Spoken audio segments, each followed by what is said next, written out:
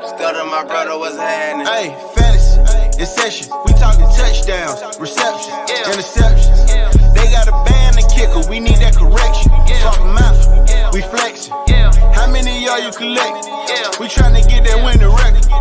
Fantasy, in session. Fantasy, in session. Fantasy, in session. Fantasy, in session. Fantasy, in session.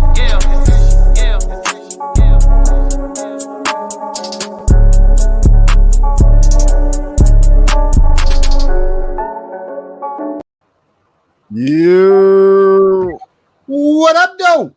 And we back.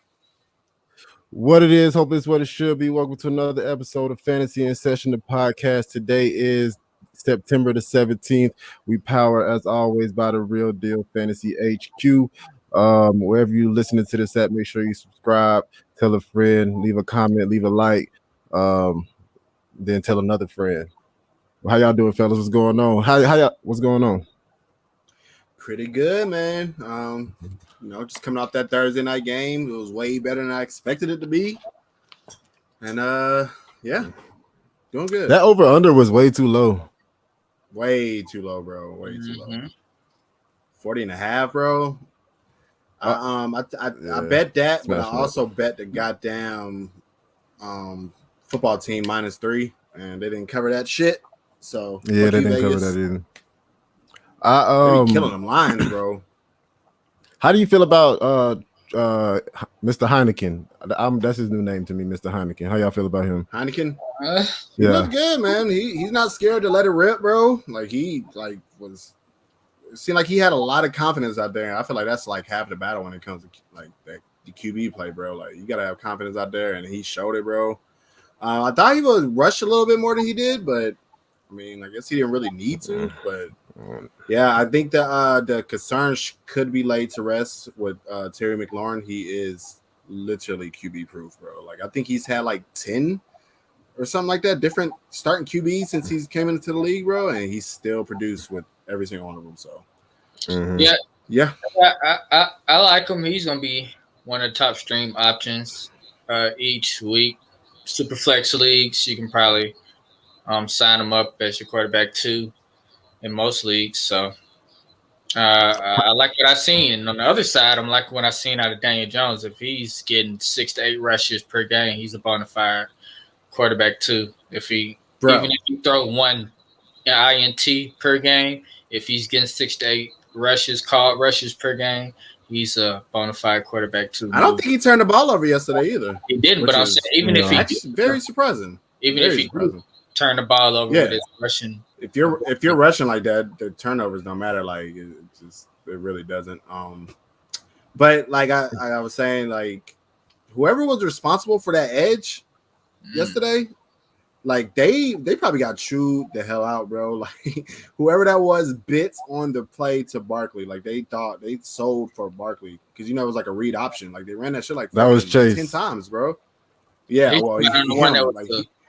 kept biting, bro. That's why Daniel Jones kept getting those long runs, bro, because he was like they was literally biting on every single one, bro, and it was just he's sneaky fast, bro. Yeah, exactly.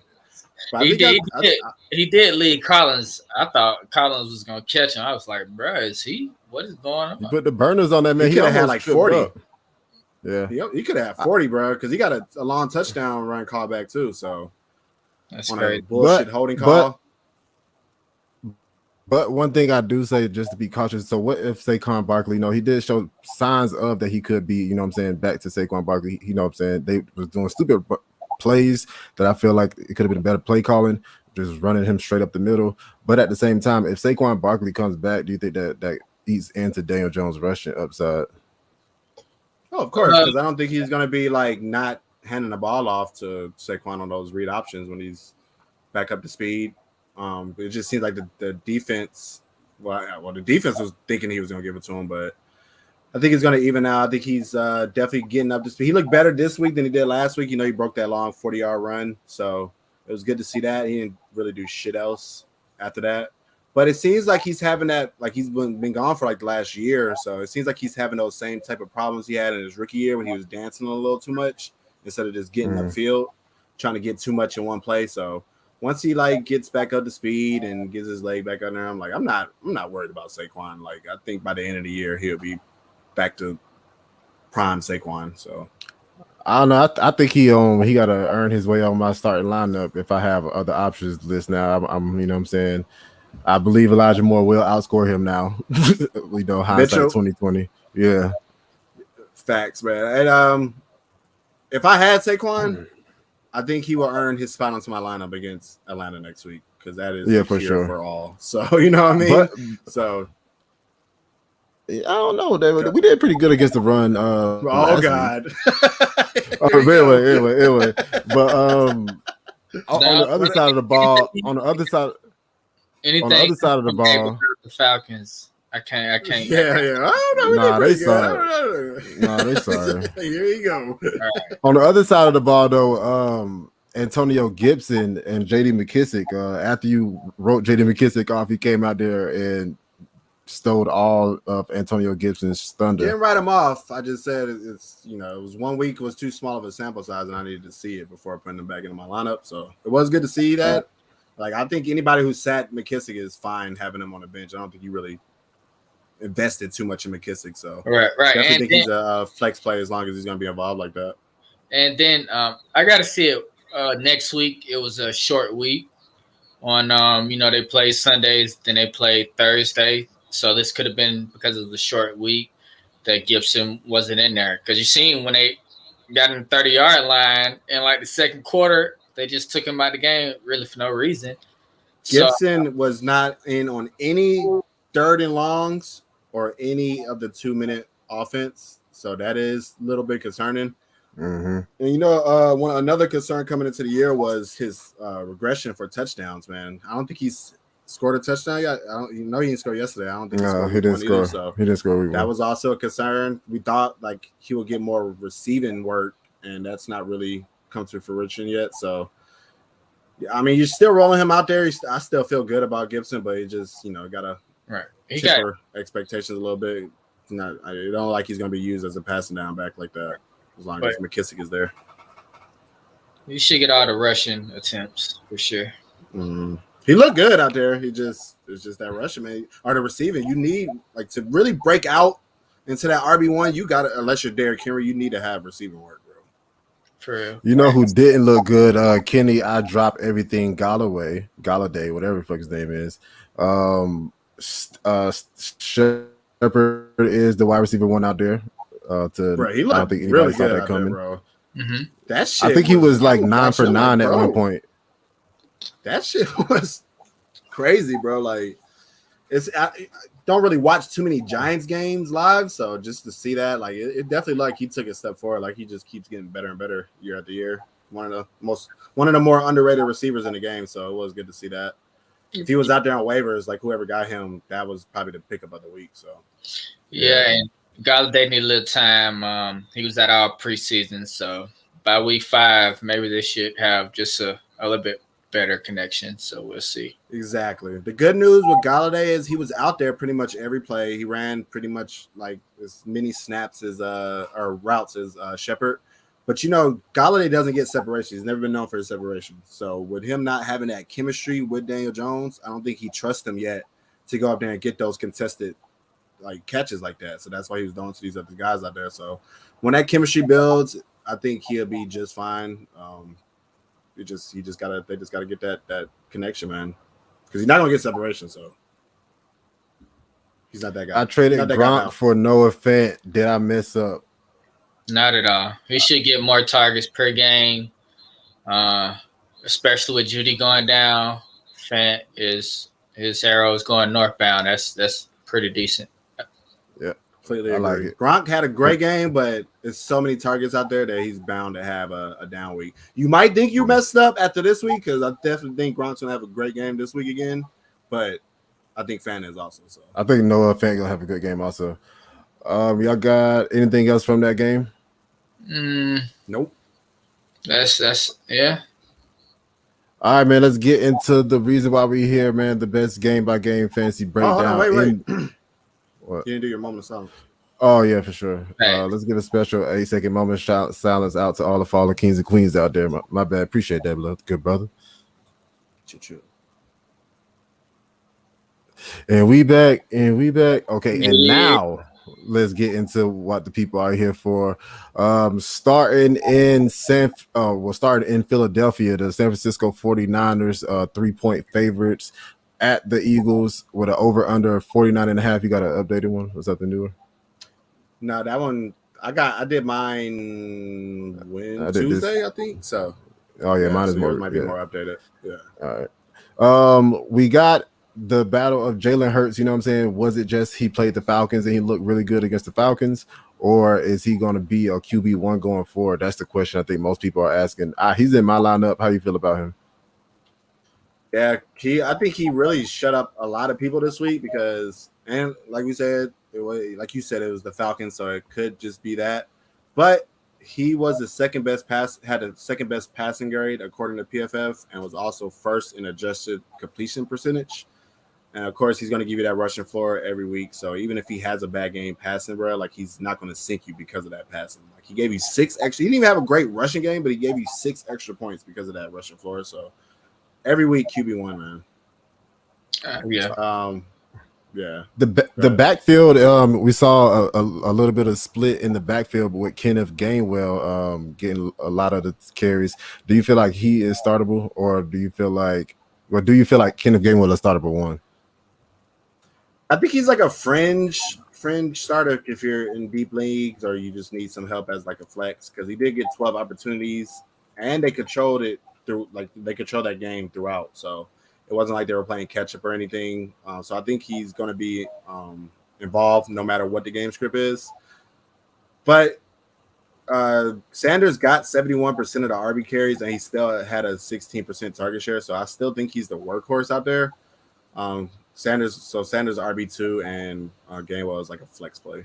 Yeah, I like that. And while you're watching the game, you do see Kenneth Gainwell getting a lot of work, but Sanders is highly efficient, like he's been all his career. So yeah. Didn't Kenneth Gainwell get the touchdown? I think he got like one of them. Yeah. That's against the Falcons. We can keep going. Any of the wide receivers you like besides Devontae Smith? Let me see. I think I got Rager as a friend. No, I don't have Rager as a friend. He got like 6 targets last week. So I guess if you need it, they're pretty banged up. Yeah, they're pretty banged up in their secondary. So you could probably do worse than Rager, but I'm not really looking to start him. I guess it just depends on the other options you have. I need to see it more. I need to see it more than one time from Rager because he had a pretty down year last year. Yeah, I'm with Los. I don't like Rager. On the other side of the ball, we got Jimmy G still starting. I don't know why. Hopefully Trey Lance is on the way. How do you feel about Jimmy G going up against this defense? Before we go with that, I do want to say I'll skip the tight end. Probably starting him anyway. Yeah, go there. Yeah. You're going to start him. But Ertz did return to practice, so he's going to play. And I think he's going to limit his ceiling, but I still think he's going to be a top 10 option. San Francisco got crushed by Hockenson last week, and he's going to see Dre Greenlaw, who graded out as a 56 and allowed 100% catch rate last week. So, Goder is a smash start this week. How do you feel about as far as Jimmy G? What about Ertz, I'm not touching Zach Ertz. Yeah, I'm not touching Ertz. It was kind of hard to see how he would be used because he went out pretty early in that game, I want to say. So, if he comes in and is playing snaps, will go there. They say he's off the injury list. He wasn't on the injury report, the last injury report, so he'll be healthy. So I guess we got to see how he was on the field. Worked in. Yeah, exactly. So, yeah, but I'm not touching Ertz this week. Jimmy G, though, I got him as a sit, man. He had a good game last week, but we knew he was gonna have a good game. They played the Lions, and they allowed like the second most points to quarterbacks coming into the year. So not looking to start him.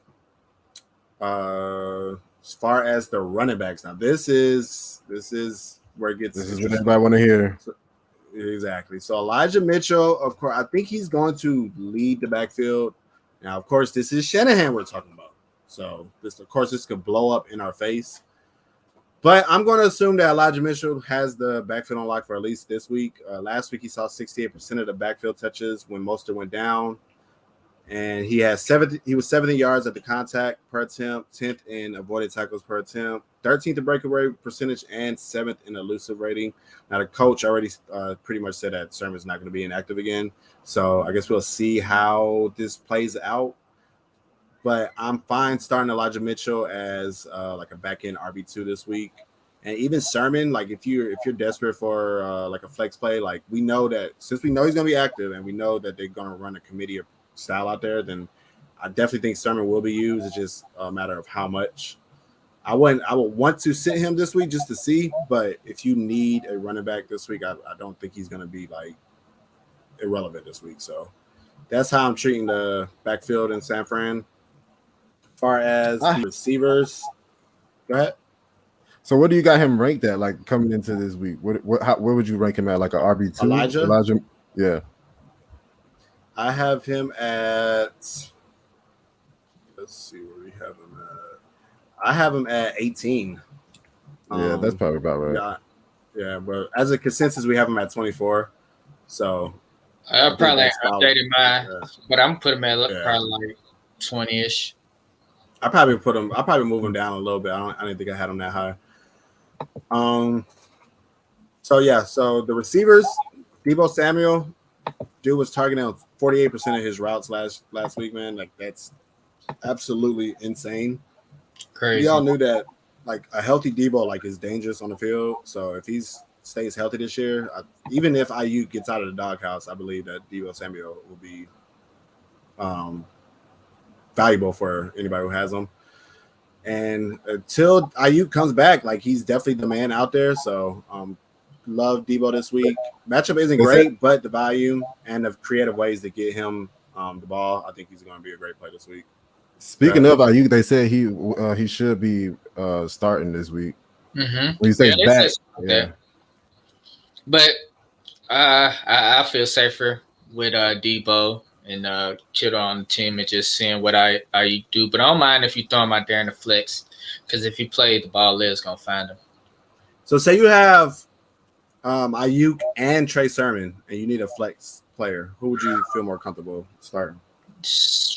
I feel like for sure Sherman going to get 10 touches at least. Yeah, that's exactly how I feel. So I would want to sit both of them, but if I had to choose one I would feel more comfortable, it would be Sermon. Just because it's no way he's going to be irrelevant with how they run their backfield. So that's how I feel about the receivers. And, Kittle is definitely an auto start. Had a down game last week, but, I mean, he had like 78 yards off of like, what, four catches or something like that. So that yak is still there for him, man. And it's only a matter of time before he blows up. And I think that's all I have. The only thing I would say is Brandon Ayuk, man, he's gonna be in my lineup. I feel like I have to play him if he's out there.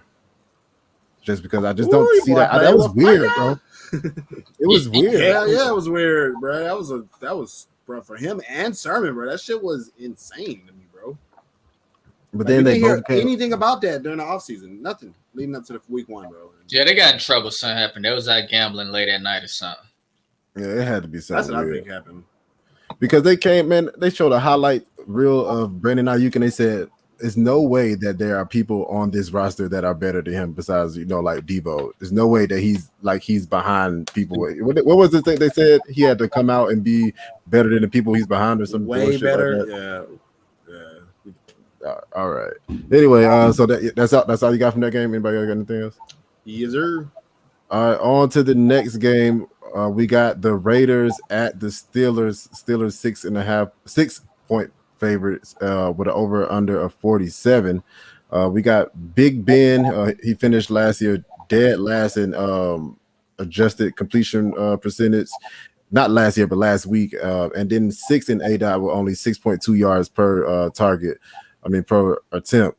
He only threw the ball 32 times or fewer twice last year, and one of them times was in week 1, and that was he threw the ball 32 times this week. So that's really a low clip for Ben Roethlisberger, who's usually around that 35-40 mark. What happened? The Raiders allowed only 217 passing yards through the air last week, but they did rank as the best pass rush according to PFF. So that is something to monitor. I don't feel comfortable starting Big Ben. I say all that to say that. So I'm sitting him. Najee Harris had 17 touches, 49 yards. He saw 0% of his snaps with 8 men in the box. That was a little bit alarming to me. Maybe it was just his first week, but he played in the preseason, so I don't know. But I'm still rolling them out there with confidence. The Raiders allowed 98 yards to the running back last week, and was second on the ground. And they allowed 5 receptions to the running back position also. So I feel like you can roll Najee Harris out there as like an RB2 this week. That's why I'm looking at him as. He got all the running back carries, bro. Like, that is great to see, bro. Like, I'm not too concerned with the stats, bro. I'm looking at the usage, bro, and he was used like we thought he was going to be used. So I'm not worried about him. All right, you got to roll him out there. Like Carlos said, he getting all the carries out of the backfield. He going to pop eventually. This is a good defense to pop against, too. Deontay, Juju, and Claypool. The Raiders only allowed 171 yards through the air to the wide receiver position last week, but they did play the Ravens. So Lamar Jackson, we all know how that goes. 10 targets, 5 catches, 36 yards, and a touchdown for Dante, who should see Travis Mullen on the outside for majority of the game. He gave up 48 yards in his coverage last week. He also had the lowest ADOT on the team, and Ben Roethlisberger clearly doesn't throw the ball deep anymore, so I think he benefits the most from that. 5 targets went to Claypool, 8 targets went to Juju. Juju saw the second highest targets, and he ran 74% of his routes out of the slot last week, and he has a pretty good matchup this week. Claypool, however, it will be matched up against Casey Hayward Jr., so I feel like his matchup is not beneficial, and he had the most ADOT on the team, so he didn't get the ball as much, and you can see that in his 5 targets. I feel Dante, Juju, Claypool, I feel like you can still play Claypool because he has upside potential, but I've just tempered expectations with him now. Yeah, I like Dante safe, wide receiver 2. Juju around that wide receiver 3 range, and Claypool. I like him. Claypool as a wide receiver 3 with upside too, but I feel safer starting Claypool in my flex. Yeah, that's when you have a ADOT as high as Claypool's, man, it's just not gonna connect all the time like that. So he's that like boomer bust like stage right now. So just something you got to expect, man. Hopefully you have like some high floor plays if you're going to play Claypool, because it's very, very possible to have like a 4-point game if you're starting him, or you might have a 30-point game just because he has that big play potential. If I have other people out there, Mike Williams or Claypool? Mike Williams. 12 targets, bro. From a stud. Hunter Renfrow or Claypool?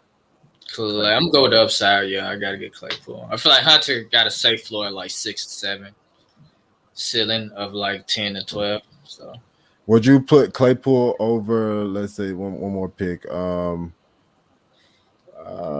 Let's say whoever the number 2 wide receiver out there in Kansas City is. Claypool. Right? It don't even matter. Claypool. All right, combine all the guys. All the other receivers in Kansas City, it still won't be good enough for Claypool, I feel like.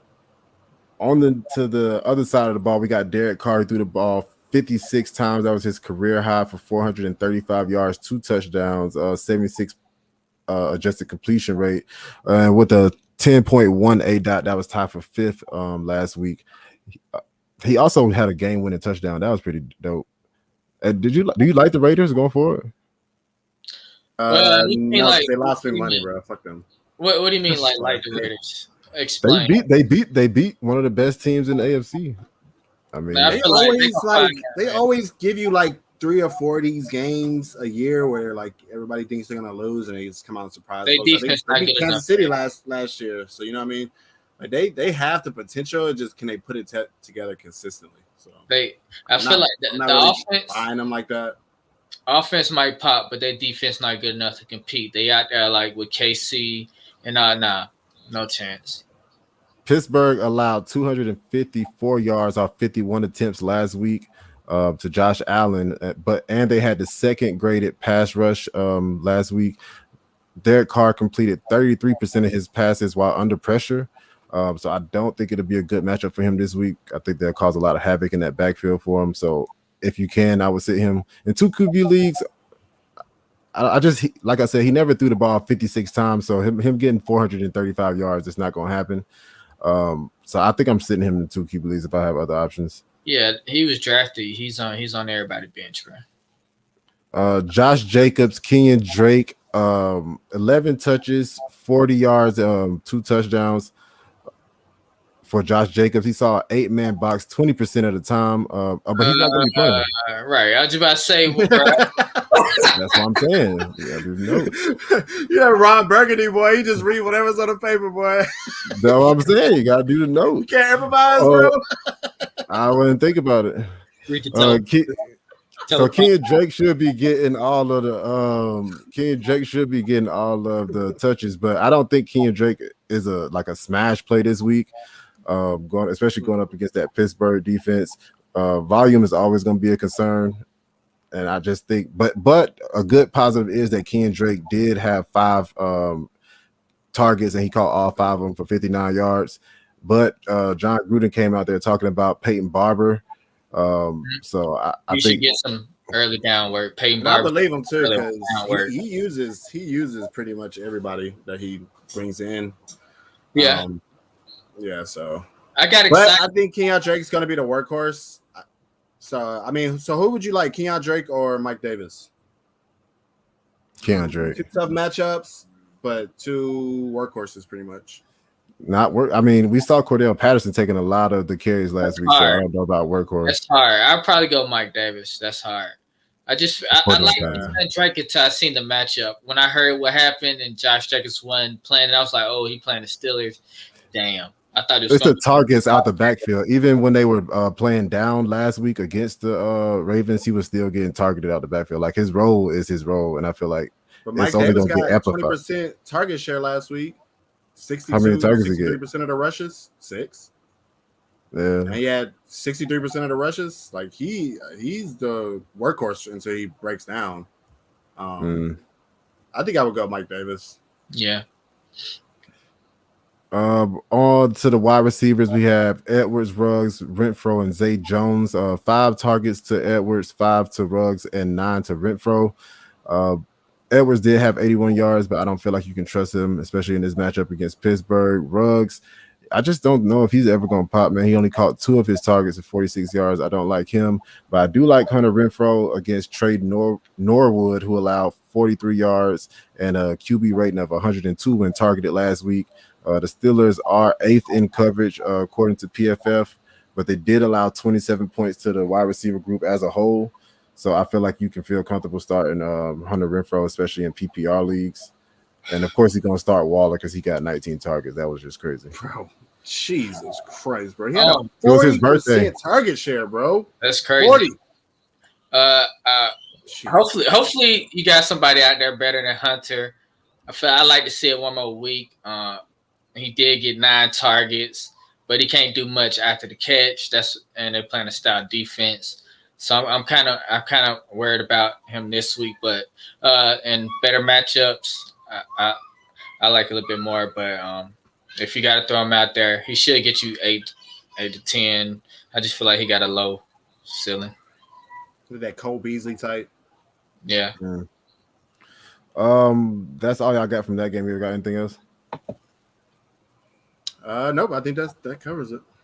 Minnesota at my Super Bowl pick, Arizona Cardinals. Cardinals 3.5 point favorites with an over under 51 points. Kyler Murray went bonkers last week. 5 touchdowns, 1 on the ground, 4 in the air with almost 300 yards. So of course he's starting him, and Hopkins is still Hopkins. How do you feel about the running back situation out there? It's shaky. The running backs are guarding against a team that averaged 4 yards per carry to Joe Mixon last week. Connor received most of the rushes, 16, but no passing targets. He's around a running back 4 for most weeks with some upside. If he get touchdowns, he's gonna be touchdown dependent for sure. I will only start Connor in games where they are heavily favored because he'll get a lot of rushes. Edmonds is a running back 3 with upside due to him getting rushes and targets. Joe Mixon posted 150 total yards and 1 touchdown against the Vikings last week. So I feel fine with Edmonds as more comfortable in the flex. But if you got him in your running back 2 spot, he should come through this week. The wide receivers, Hopkins start them. The Vikings secondary was terrible last week. They allowed 159 yards and 2 touchdowns on 9 targets to Chase and Higgins, meaning Kirk is a great flex play this week. With the upside, he had 5 targets, and he can probably get a little bit more. Rondale Moore is someone to watch. He looked decent last week. He had 5 targets as well. I'm not trusting AJ. He had like 8 targets, only caught 3 on him. So I'm kind of worrying there. So Rondale Moore might get worked in more. Rondale Moore might get worked in more. Shut the fuck up, bro. Hey, you better not have wrote that joke down and laughed at it and said I'm going to laugh at my joke, bro. But I didn't. It just when I went to my head, I was like, oh.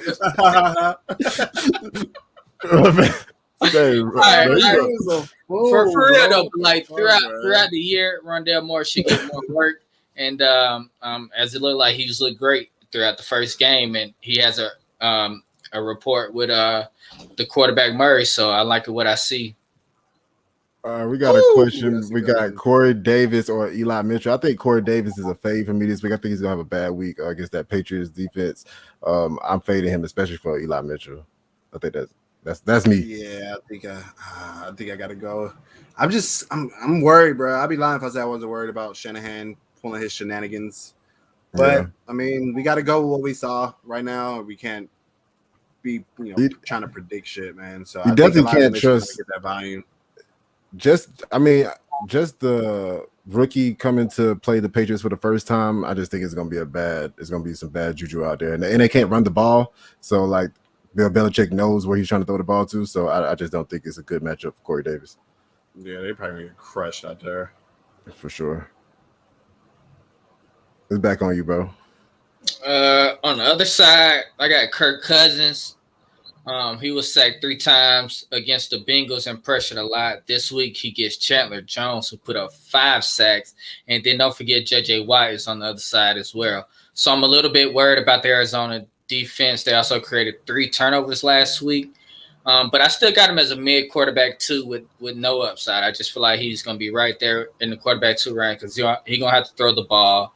And they're going to have to score to keep up. So you're safe with Kirk as a quarterback 2 in super flex leagues. Cook, he cooking, start him up. He got 27 total touches in week 1. Thielen is a touchdown machine. The story continues with him. So you fire Thielen up. He's a high-end wide receiver 2 with wide receiver 1 upside because he gets a lot of end zone targets. JJ is a must start. He had 9 targets and almost had a touchdown, but he fell short a couple yards. No, he had a touchdown. They just didn't give it to him. Right. And so Cook ended up getting his touchdown. Somebody to watch, especially in Dynasty. KJ Osborne, he played 81% of the snaps with 9 targets. The team are running more with 3 wide receiver sets over double tight ends at the moment. And Osborne is a player to monitor. He's free off waivers. He's probably kind of late. But, he's something to monitor. He got 9 targets last week. What y'all think about KJ? Yeah, I think I need to see it. You definitely want to grab him in Dynasty and deeper redraft leagues. But I do need to see it again before I'm like comfortable putting him in my lineup. They are 4.5 point underdogs, which I think is a mistake. I don't think Minnesota should be getting 4.5 points. I think that might. I got 3. I got 3. That's 3.5 as of today. See, already got betted down. It already got betted. I knew the sharp people would be taking Minnesota in them points, but if they're trailing all game and throwing and KJ still that involved, then I think he's gonna be legit. But maybe like in DFS this week, but definitely want to have him rostered. Definitely rostered out. He had to earn his way into the lineup. Let him do it one more time. If he can do it once, he can do it twice. He's a what song is that? I am the magic. I know if I can hear once. Yeah, that shit is fun. For sure, man. I look about something like that. But a game that we need to be betting down because I feel like this over under is also. But we was done, right? You was done. Yeah. So a game that should be betted down that's just outrageously betted over right now is the Atlanta at the Tampa Bay Buccaneers, the 12.5 point over under. I mean, the 12.5 point spread with a 52 point over under. There's no way the spread could be 52 and you think the Falcons are going to lose by 12.5 points. That is wild. I don't see the Falcons offense coming out there. You think it's gonna be an under? Taking an under? No, I think we're gonna score I think we're gonna if Dallas can come out there and do what they did. I feel like the Falcons have the offense. It's not like we don't have the high power offense to do it. I just think you know what I'm saying. We didn't play any preseason. That was the first time our offensive line played together the whole season, the whole time. I just feel like we have the opportunity. To put up points. I think Matt Ryan puts up some points. I ain't try. I need to see it on my bench if I have Matt Ryan. I'm not trusting him, man. And like you said, it ain't because of him. Like they were. Mitchell, we need 55 yards, at least a touch. Oh shit. Go ahead. Yeah, the O line had the worst pass blocking efficiency according to PFF, and he wasn't like responsible for any of his like QB hits or anything like that. So.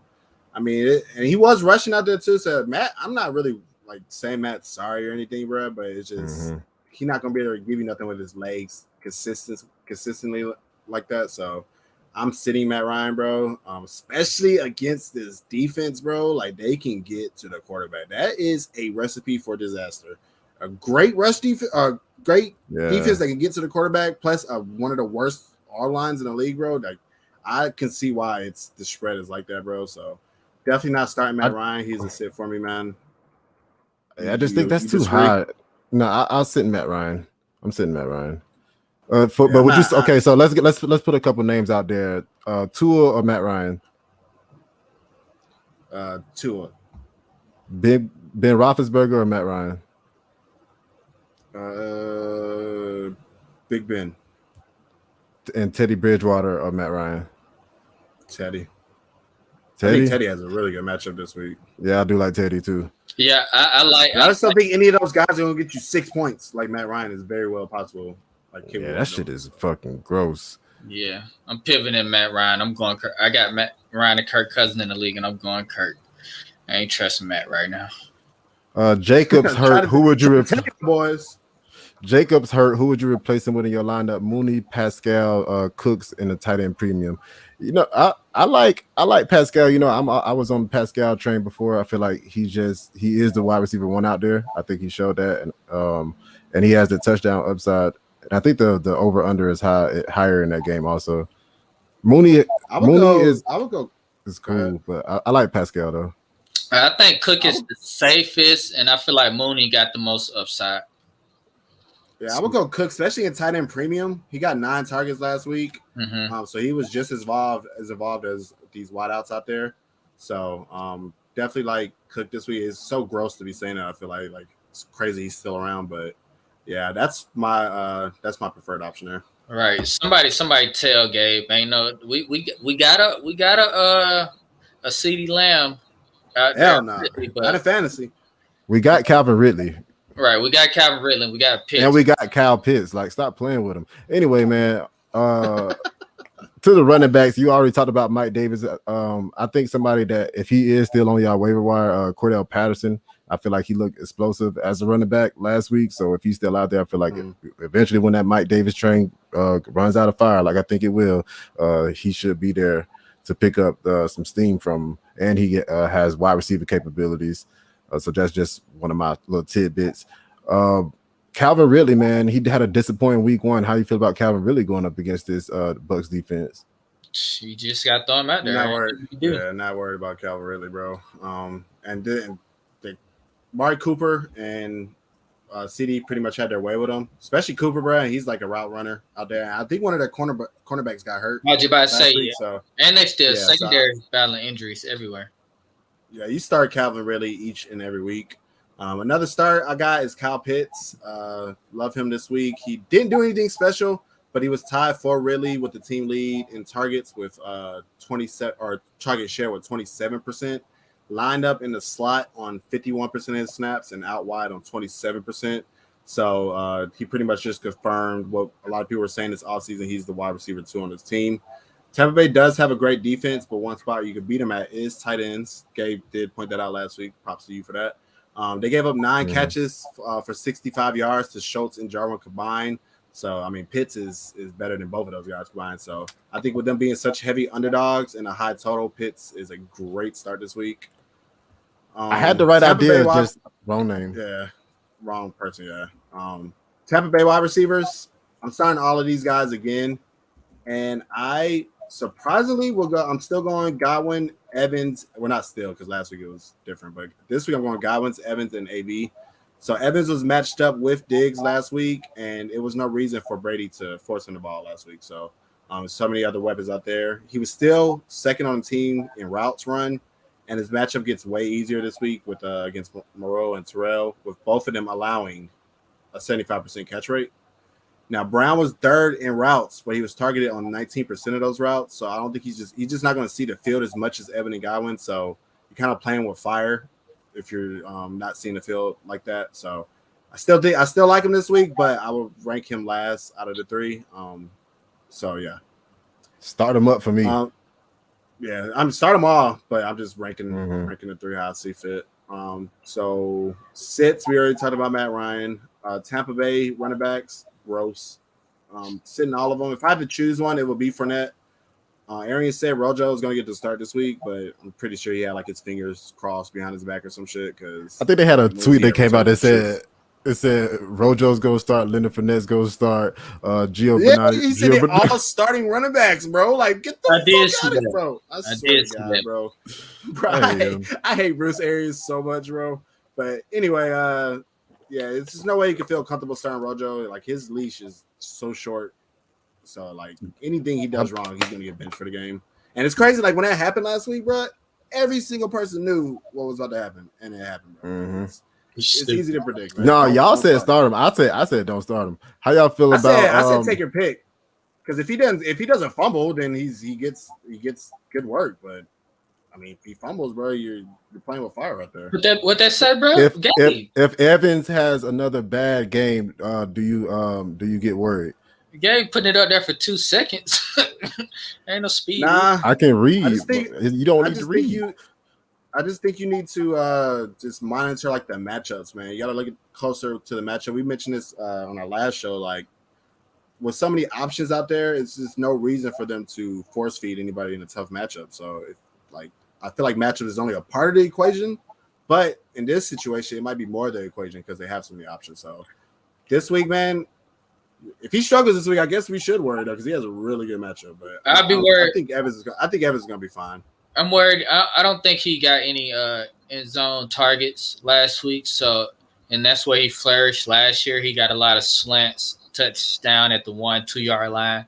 So, if I don't see any of that going on in this game, I'll be kind of worried if he's not going to be, he's not going to be called for a play to get his man-to-man matchup in the red zone.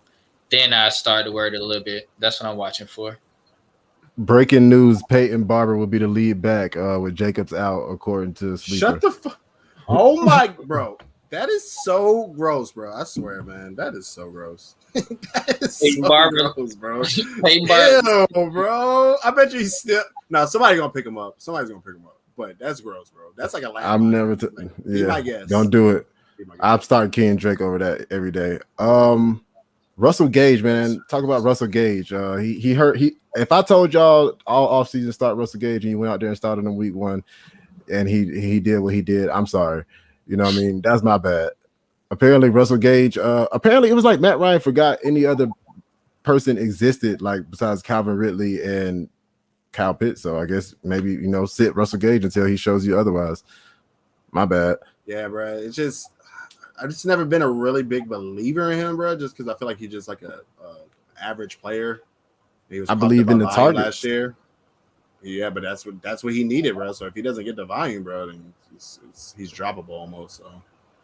So, yeah. So Gronk, of course, you're starting him also, man. He has a beautiful matchup this week. He also, I think he was targeting on like 25% of his routes last week, and he's going against Deion Jones, who was graded as a 49 last week. Another linebacker that gave up 100% catch rate. So I think he's going to be fed again this week, and he's a great play this week. And that's all I have for that game. Falcons will beat the spread. They will beat the spread. You think they'll beat Tampa Bay? No. Okay.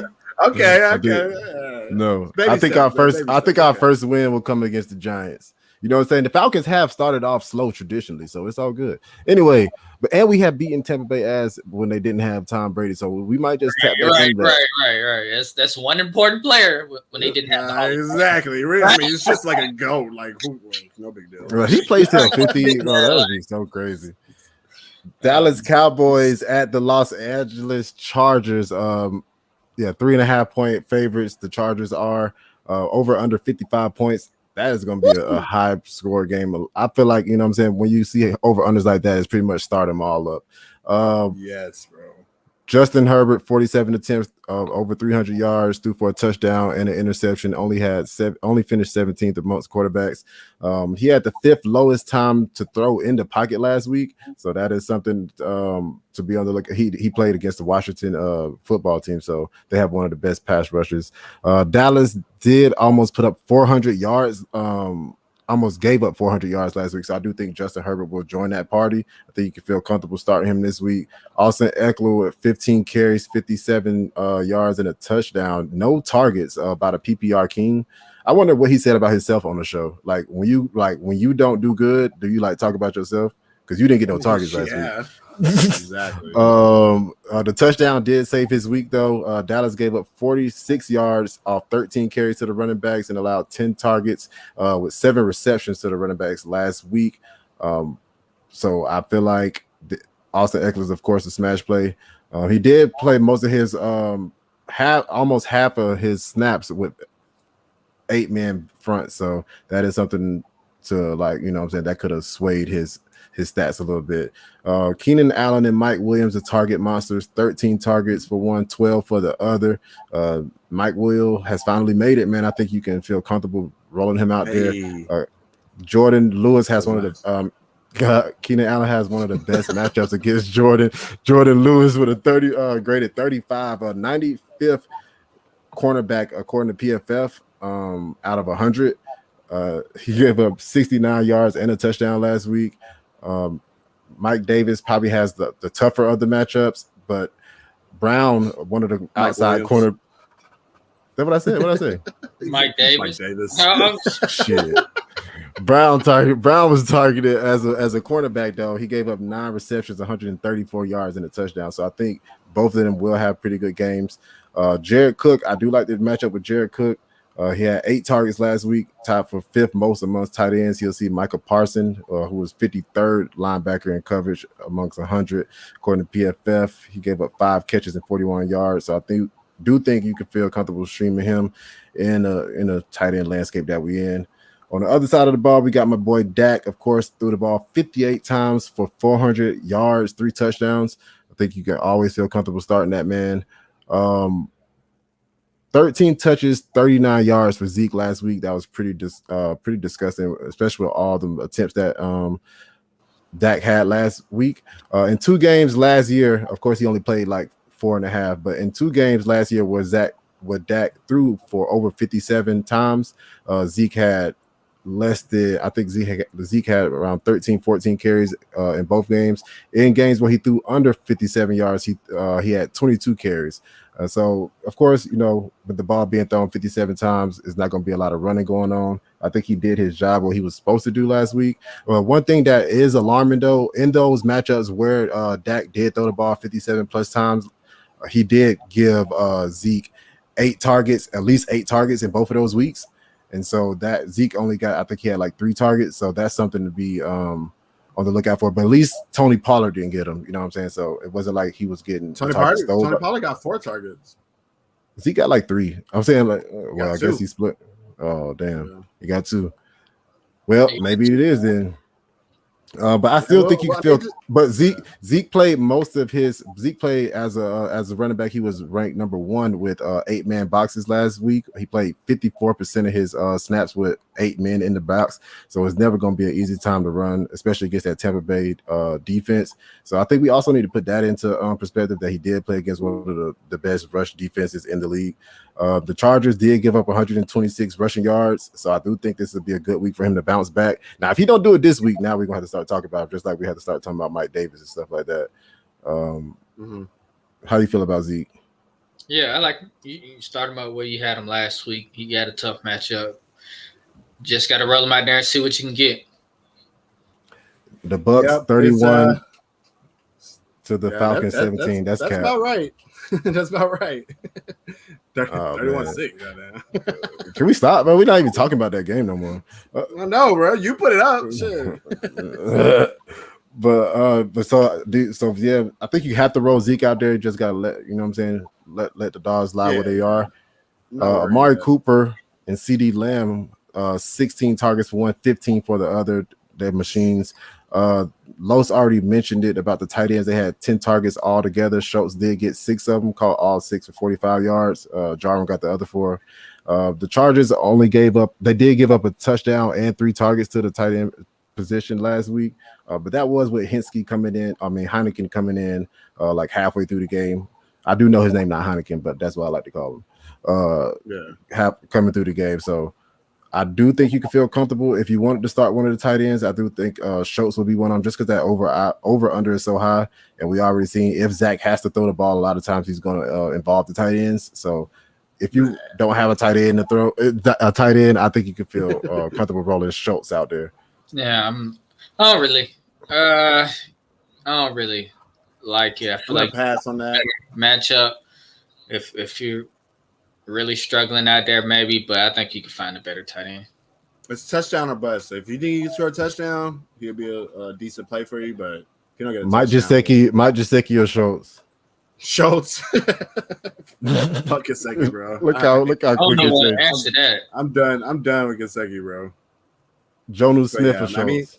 Jonu, I think was banged up. You gotta battling Hills, but he should play. Yeah, you gotta monitor. So Henry, if he sits, it's definitely Henry over Schultz. Oh yeah, for sure. But it's just, man, that Cooper had a 33% target share. Lamb had a 31% target share. Like, they are dominating the targets, bro. So right. you need a touchdown from whoever Dalton Schultz or Jarvis. You're gonna have to have a touchdown. But I feel like it's that way about most tight ends. It's not like it's like tight end, like that many tight ends in the league where you can just roll them out there like, oh, okay, even if you don't get a touchdown. Like most tight ends right now, tight end dependent. But they get most of the work from their position on the team, where not sharing and splitting 10 targets. Exactly. But even with splitting targets, Schultz had 6, and I think he was like still top 10 amongst targets with tight ends. Like most tight ends is getting like 4 targets max. You know what I'm saying? So even with him getting 6 targets, I feel like you have to like think about. You just weighing in a lot on those 6 targets. I just feel like, but he did it last year. I mean, this is not the first time he's had like targets. You know what I'm saying? They're going to target the tight end in this offense, but they've showed us that. I'm gonna leave him on waivers. I'm gonna keep him out there on waivers. I feel like you got somebody better on your team already. I don't know. Yeah, that's all I got for that game. On to the next game, we got Tennessee at the 6.5 point favorite Seahawks, or the over under 53.5 points. Derrick Henry touched the ball 20 times last week for 76 yards. I think he got in the red zone, 2 red zone carries, didn't produce anything from him. How do you feel about Derrick Henry going forward? You starting him up. He's a stud. Just limit expectations. They held Jonathan Taylor took 3 yards per carry last week, and the Titans O-line hasn't looked good to start the year.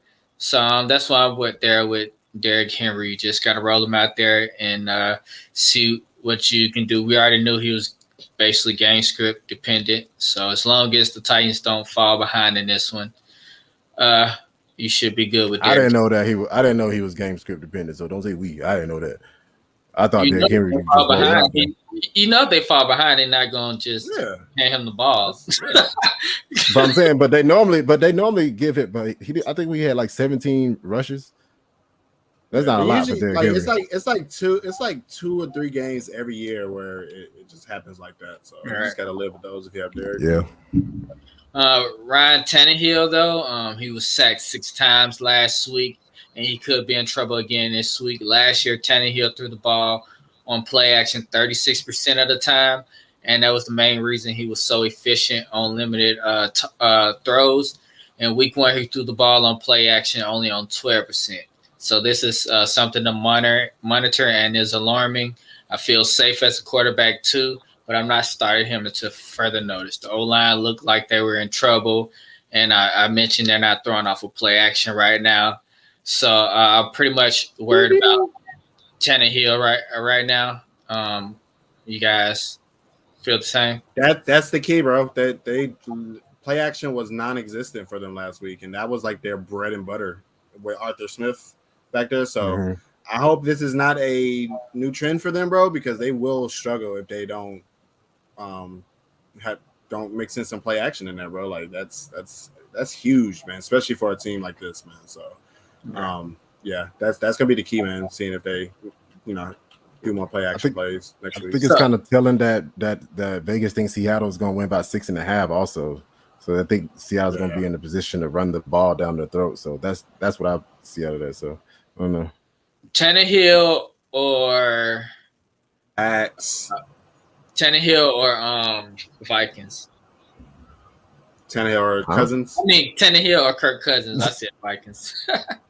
I like. I'm Kirk going Cousins. Tannehill. I'm just not. It's one game, bro. I'm not gonna like just bury him because of that. Like if he does it again, then yeah, I'm looking for other options. But they got to know that this is how they had so much success last year was that play action, bro. So if they just do away with it this year, then yeah, he's. I'll bench him then, but I'm not burying him. I'm not burying him, but I do think Cousins has a little bit of a better matchup. That's Tannehill or Teddy Bridge. Teddy. You said Tanny or Teddy? Tannehill. Tannehill. Okay. All right. The wide receivers on the team, though, the Colts with the limited receiving options were able to find some sort of success. The secondary didn't post good numbers in coverage overall last week. The Seahawks secondary, it is. A.J. Brown always seems to find the end zone, so he's a must start as a stud. Julio is a must start for one more game just to see if this team can get it together. The O-line pass block was not going well last week, so they couldn't find Julio down the field. And both defenses in this game will not be playing well, so this could be a high-scoring game. So this is why I say you got to start Julio somewhere on your team. He should get the targets, and both of these team secondaries are not playing well. It just sucks when you leave Matt Ryan, right? Loach is muted. He's talking this whole time. He's laughing over there. You got a good joke. Right. You're talking to you. You got a good joke, too. Eddie. But no, I would say he looked bad last week, bro, Julio. Yeah. But like Golladay, he didn't have no preseason. Like the chemistry is probably not there with him. So yeah, he's like a low end wide receiver too until he gets. Hey, newsflash, everybody! I don't know if y'all know this, but Julio don't like to fucking practice, and that's not changing as he gets older. You know what I'm saying? Yeah. He been with this not practicing. So yeah, he been with that, and y'all sitting there acting brand new now that he get there. Like, oh man, we don't have a connection. Yeah, he been with Matt Ryan for 10+ years. Matt Ryan knows exactly where he gonna be at. They don't need practice. You need to practice with your new teammates, Julio. Come on, don't be like that. You stupid. On the other side of the ball, we got Russell Wilson. He's a must start against a shaking secondary, as I mentioned earlier. Chris Carson is a must start against the defense. They gave up the 9th most rushing yards in week 1, so he's running back 2 with the upside. Lockett and Metcalf are must start against a shaky secondary. I keep mentioning it. DK, it should be back in that wide receiver 1 range with Lockett, wide receiver 2 with the upside. Gerald Everett is not a start. We additionally saw one more target than Everett. That's alarming. So I'm sitting both until further notice. And that's pretty much what I got on that game. Yeah, man. Everett then he kind of fanned away, if you will. Yeah, Right. He saved you with that touchdown last week. Yeah. Did Lockett? How many targets did Lockett have? Did he only have 5 targets? He was very He efficient scored on amount of all of them. targets. I feel like if he had 5 targets, he scored on all of them. Yeah, he had bro. 25 yards per catch Crazy, bro. on 5 I thought targets. he had way more than that, bro. But yeah, like you Yeah, said, he that, looked that like he was connection with Russell is just so magical, bro. Like it's just the way, bro. He just tosses that bitch up, bro, and it literally like he's just throwing it straight in the air sometimes, bro, and it just lands. It just finds Lockett. It just But- finds It's But- crazy, bro. But He got as how Madden. magical it is, though, we did see last year, you know what I'm saying, after he had that stupid game where he had like what was it, like something crazy, like 3 touchdowns or something like that, something ridiculous. 200 And then- yards. Yeah, something crazy. And then he went on a streak of like not scoring over 10 points. Let me see. From that game where he scored 45 points that game, in week 7, he didn't score over 10 points until week 11, and that was the last time until week 17. So that is just something to be on the lookout for. I don't have the numbers in front of me, but I want to say that it was pretty much flipped for Seattle. Like they ran a lot more play action in week 1, and last year they didn't. That's when they started struggling. They stopped. They went away from the play action like that. So if they continue to use that play action, then I think he'll be more consistent. Him and Metcalf, because you remember Metcalf fell off down the stretch too. So I think they'll both be more consistent this year as long as they keep that play action in their arsenal. Well, hopefully they let Russ cook for the whole season and don't do no crazy stuff. Please. You got? Is it? He does it. I've been waiting all day for a Sunday night. It's been in the man, another Sunday mine. Something. Yeah, Sunday night football. 3.5 point favorite. Kansas City Chiefs at the Baltimore Ravens should be one of the best games of the week. Over under 54.5 points. Start everybody. Pretty much. Yeah. CEH though, one person I did want to ask you about. CEH had 17 touches for 72 yards. Hasn't seen the end zone since week 11 last year. Is that alarming? It is a little alarming, but it is like with Najee Harris, he saw all but 1 carry, and he was the only running back to be targeted. So as long as he maintains that usage, I think he's a solid RB2 with that weekly top 12 upside, because if he does score a touchdown, or when he scores a touchdown, then he has that ceiling. So I'm not worried too much yet, but just something to keep in mind. So yeah, he's a start for me. The problem could be he course, doesn't get too much work in the red zone, but I don't think anybody got any they just didn't run the ball like that in the end zone. So we'll see. It's one game, so we'll see. Yeah. Of course, you're starting all the must starts, the Tyreeks, the Mahomes, the Kelseys. I don't think I'm starting anybody else from the Chiefs. On the Ravens, of course, you're starting Lamar Jackson. Running back wise, Tyson Williams, he saw 13 opportunities in his first regular season game as a pro. And he looked the part for sure. He showed great burst, bro. Murray did get one more carry than him, but we knew it would be some type of committee situation there. So I'm not too worried about that. Tyson was 30 yards at the contact, second in avoided tackles per attempt, and second in breakaway percentage. He also saw 4 targets, which has only been done by Ravens running back 4 times in the last 3 years. So I think he's a back-end RB2 for now, but could easily see him as a top 15 play every week as the season goes on and he starts getting more comfortable in that starting role, and they start trusting him a little bit more. So definitely like him this week in this high-scoring game, though. Latavius Murray, I mentioned him already. I think he's a fringe play if you need running back help or you just need a flex option. Because he saw 10 rushes, and that was his first game. He probably had 1 or 2 practices with the team, and he saw 10 rushes. So that is great news if you have Latavius Murray. He's definitely going to be involved. So like him as a flex play this week. On to the receivers. Marquise Brown, he ran the second most routes behind Sammy Watkins, had a 23% target share, and he showed us a glimpse of what we thought he could be. So I think he'll see a combo of Ward and Snead. Ward was graded as a 47 last week. Snead 55. So I think I'm fine starting him as a wide receiver 3/flex in this potential shootout. Feel the same exact way for Watkins.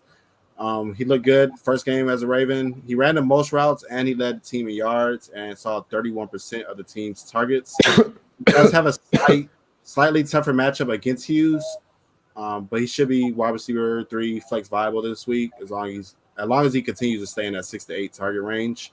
And we have the revenge game narrative with Sammy Watkins, so hopefully they get him going in this game. Now don't victory lap too much yet, Gabe, because it's Sammy Watkins we're talking about. So be careful. Right.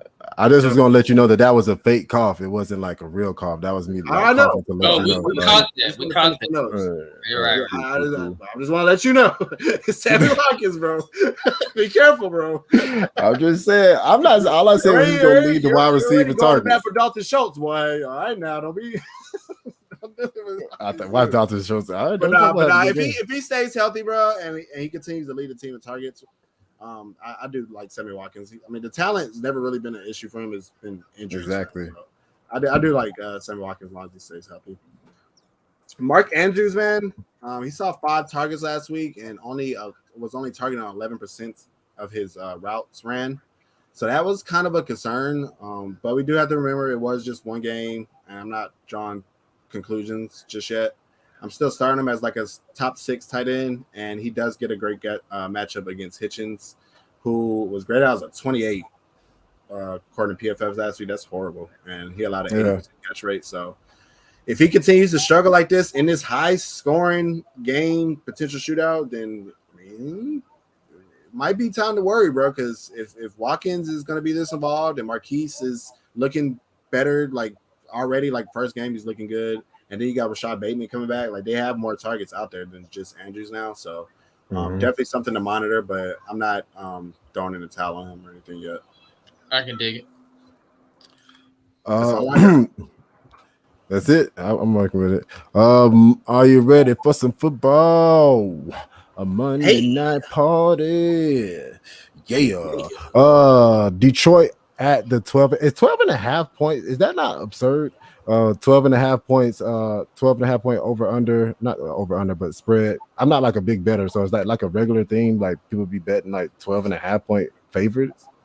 I know in college that's usually a red flag. Like you don't usually lay that many points. Like I feel like if you're betting on that game, you're gonna take that many points because it's the NFL, sure, bro. Like these are professionals out there. Like, and Detroit was heavy underdogs last week against San Fran, and they made that shit a game. So that is definitely interesting to see, bro. A 48.5 point over under, and Detroit didn't look bad. They had 2 running back ones on the week last week, both 4 and 5 respectively. 19 touches for 105 yards and a touchdown, 17, 110 and a touchdown. So they look good out there. Swift saw 8-man fronts 36% of the time. Williams was the 8th most elusive running back, and Swift led the league in breakaway percentages week 1. Green Bay gave up 133 yards on the ground and a reception touchdown to the running backs. Of course, that was Alvin Kamara, but I feel like these running backs are not Alvin Kamara level, but they're running back ones. Or one is the other one. But shit, that was, you know what? Let me talk about it. So I fucking benched DeAndre Swift everywhere because of that report came out 3 minutes before kickoff because I just didn't want to take a 0. But I ended up taking a 0 because I put Russell Gage in. So hey, don't tweak your lineups. Hey, don't tweak your lineups before the game, man. Just let it roll, bro. That is hilarious. You benched him for fear of getting a 0. You still got a 0, bro. That's so ironic, bro. Swift saw the most targets but he will never not see my lineup again. Swift saw the most targets out of the running backs week 1. That's including CMC. He was the most targeted person on the team, including wide receivers that wasn't named TJ Hawkinson. So I think it might be RB1 season for DeAndre Swift. I think that upside he has, he could be RB1 on the year. You know what I mean? It's fine. It's crazy what volume could do to you, right? Well, everybody was so worried about DeAndre Swift in the offseason, bro. The team sucks. He's not gonna be in a scoring opportunity. Like, bro, volume heals all, bro. Like, they have nobody else out here, bro, except Hawkinson, bro. We knew that he was gonna be the second guy out there, bro. And Williams, I feel like Williams is a every week flex play also. If he's gonna have that much volume, like 17 touches at the running back position, and he's getting targeted out the backfield, I like him. Jared Goff didn't look bad. He threw the ball 57 times, 338 yards, 3 touchdowns, only 1 interception, finished 8th on the week. The Packers did allow the second most fantasy points to the quarterback last week. But that was with Jameis Winston only throwing 151 yards. He had 5 touchdowns, so I don't see that happening again. I do think the Packers do have a good defense, but I think he might be streamable. And I don't see this 12.5 point being covered. I mean, Green Bay covering that. So I think Jared Goff has showed if he has to throw the ball, which he did 57 times, he will. And I feel like that got him at least QB1. So you have to feel comfortable rolling him out there, especially if you have nothing else. None of the wide receivers, TJ Hawkinson, 11 targets, second among tight ends, caught 8 of them for 97 yards and a touchdown. Has a great matchup against Chris Barnes, who allowed 2 touchdowns and 39 yards last week. I feel like that's pretty much all I want from the Lions. Do you feel like would you start Jared Goff? Do you feel comfortable starting Jared Goff? Not just yet. No, not just yet. Yeah, I don't feel comfortable starting them at all. But I would like in the super flex if I had no other options. Yeah. I still think he'll be better than like a skill player there, but yeah, for sure. I see him more consistently. We've seen him have like those spike weeks before. So him or Matt Ryan. That's so gross. Matt Ryan, bro. What up, bro? I'll probably. I just go with Matt Ryan, bro. What up, Mark? Yeah, you got like Matt Ryan there too. I'm holding my nose and picking Matt Ryan. Yeah, I'm always gonna go Matt Ryan. On the other side of the ball, on the other side of the ball, we got Aaron Rodgers, who probably had the worst game of his whole career, probably like including like Little League. And all of that, you know what I mean? Like, imagine having Aaron Rodgers and Matt Ryan as your 2 quarterbacks in Superflex. Because that's me. You said Aaron Rodgers and who? Matt Ryan. Shit! Yeah. You had a horrible week, boy. Where you had him at? And this is on a team where I have Tyreek Hill, Stephon Diggs, Mike Evans, and DeAndre Hopkins, and Tyson Williams, and I got my ass kicked. Where? It's one of these dynasty leagues I'm in, the Hot Box League. I think it's like a chalk league or something. That's crazy. Like that shows you how important that is. Oh man, I didn't mean to do that. So we got CEH, Antonio Brown, Jamar Chase need 1 wide receiver and 1 flex. Ooh, I'm going AB and I guess CEH. I started everybody. So yeah. Even though I think Jamar Chase will be a good play also, especially with him showing that he can catch the ball. But I think I'm always trying to start a running back in my flex if I can, and I like Antonio Brown's matchup more than I like Jamar Chase. I think I agree with you. I'll go CH, Antonio Brown. Yeah, Brown. That's a great problem to have right there, though, bro. Right. Yeah. Brown against the Falcons for sure, and CH getting all the work. He should find the end zone soon. Yep. I like it. It's really hard to like talk about the matchup last week with the Packers because it was just so horrible all around. Aaron Jones only had 5 rushes. Like I don't think that's ever going to happen again. We saw Devontae Adams have something nasty game. So let's just throw all that away. And this is the Packers week 1. He came out there and told y'all like it's just week 1, relax. He already told y'all relax, and y'all see what happened after he said relax. So I do think this would be a good day to fire him up. Pretty much anybody that you were starting last week, I feel like you can feel comfortable starting them this week, especially with the Lions. Aaron Rodgers hasn't scored under 20 points only 1 time playing the Lions in the last 3 years, or 2 times in the last 3 years. So I feel like everything's going to get back to motion. This is a great game for the Packers to play. It's one of their rivals, and I think only person I would feel not comfortable is Tonyan. Maybe Tonyan. I would like pump my brakes on Tonyan if I could, but like Aaron Rodgers, Aaron Jones, Devontae Adams, roll them out there. Nobody else, because that's all you really think about. The Lions made Jimmy G looked like a really, really good quarterback last week.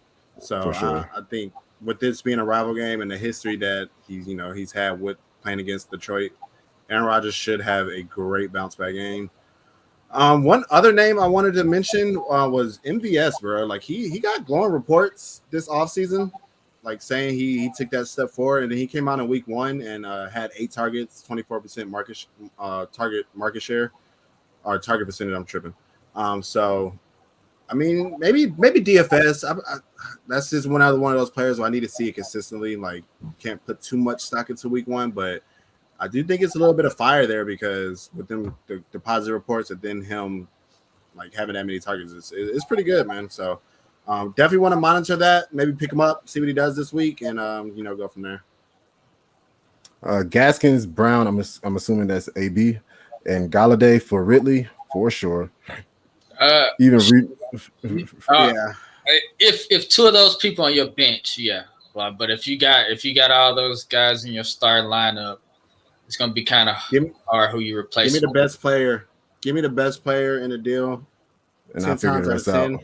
And even if that's like 2 of those is a starter, man, like the replacement level plus Ridley is, I feel like still put you over the top. So I'm doing that trade any day. Also, can I have your league next year? Like, do you see who he had? Who he was thinking about starting, and then like he's about to trade for Ridley, bro? Like, sheesh.